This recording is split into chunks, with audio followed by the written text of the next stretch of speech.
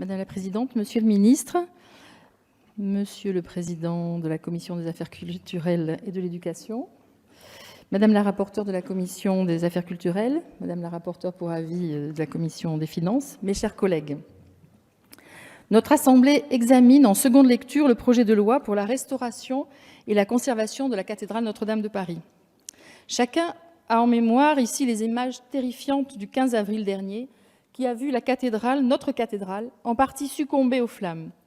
Depuis, un mouvement de générosité s'est activé et nous avons tous à cœur de pouvoir rapidement procéder au début du chantier qui doit voir la cathédrale restaurée. Le président de la République s'est publiquement engagé à ce que ce chantier puisse être terminé en 5 ans, ce qui constitue une grande ambition, mais aussi un défi. En gardant cet objectif en ligne de mire, nous devons bien sûr nous assurer que cette restauration puisse se dérouler dans des conditions qui garantissent tout à la fois la qualité et l'efficacité du chantier.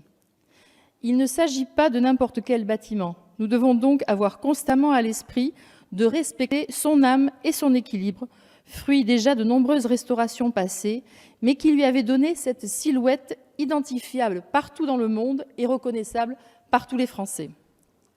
Notre Assemblée avait adopté en première lecture un texte dont l'équilibre avait été laborieusement trouvé. Nous avions alors exprimé notre soutien tout en appelant l'attention du gouvernement sur les réserves importantes que nous avions, tout à la fois sur la question de la collecte des dons ainsi que sur les conditions de restauration prévues par ce texte. Sur la question des dérogations, par exemple, le texte qui nous était proposé en première lecture était bien trop imprécis et ne pouvait entraîner que des oppositions, ce qui n'a pas manqué d'arriver.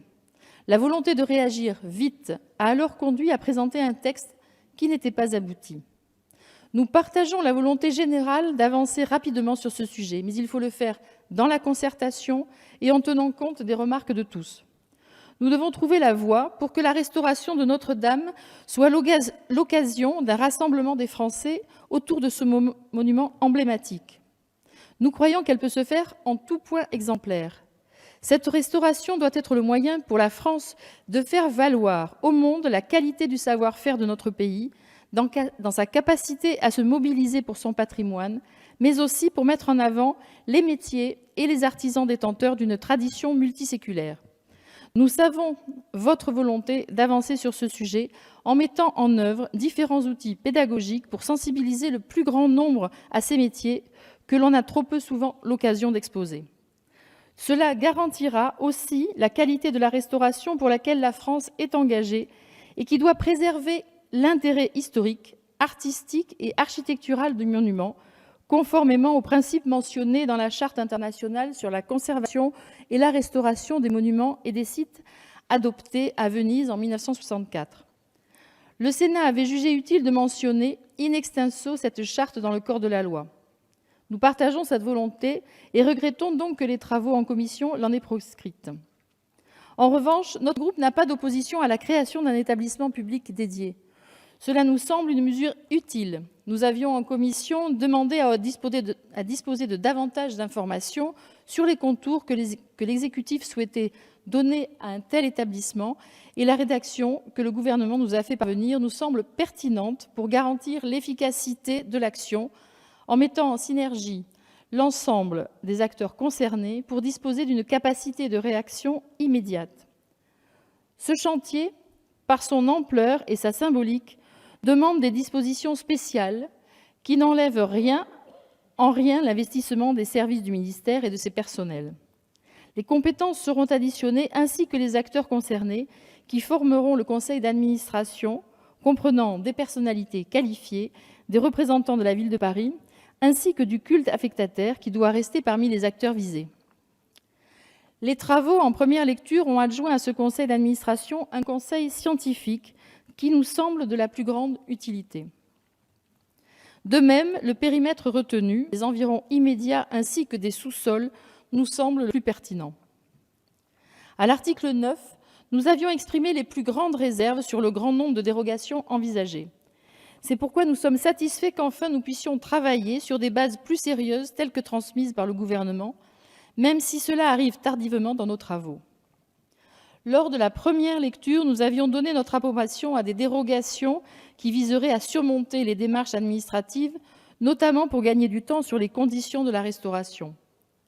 La cathédrale Notre-Dame de Paris a été l'objet, avec le temps, d'une documentation très importante qui nous renseigne pour l'essentiel sur ce qui doit être une restauration fidèle à ce qu'elle fut avant le grand incendie. Nous ne voulions pas, en revanche, que ces dérogations puissent servir à transformer ce monument qui, pour nous, avait acquis, là encore avec le temps, une sorte d'équilibre que nous devons célébrer en lui rendant son apparence. Les codes de l'urbanisme, de l'environnement, du patrimoine ont leur raison d'être. Il faut donc être vigilant à ces dérogations. Un monument d'exception ne doit pas appeler, selon nous, une loi d'exception. Votre amendement apporte donc des précisions utiles pour mieux appréhender ce régime dérogatoire et nous partageons ces objectifs. C'est le cas, par exemple, de celle prévue à l'article L. 523-9 du Code du patrimoine qui prévoit que c'est l'opérateur national, l'Institut national de recherche archéologique préventive, qui sera chargé de la réalisation des fouilles archéologiques.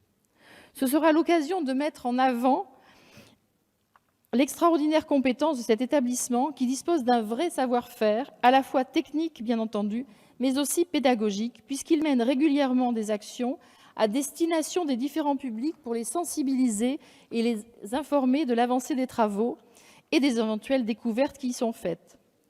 Les inquiétudes se sont aussi portées sur les dérogations au Code de l'environnement, et notamment s'agissant de la pollution visuelle du fait de publicités envahissantes dont chacun a des exemples en tête. Il était évidemment inconcevable que cela puisse se produire sur le chantier de Notre-Dame, et incohérent d'ailleurs avec les limites que nous avions apportées lors du projet de loi olympique sur le même sujet. Nous sommes donc rassurés sur ce point.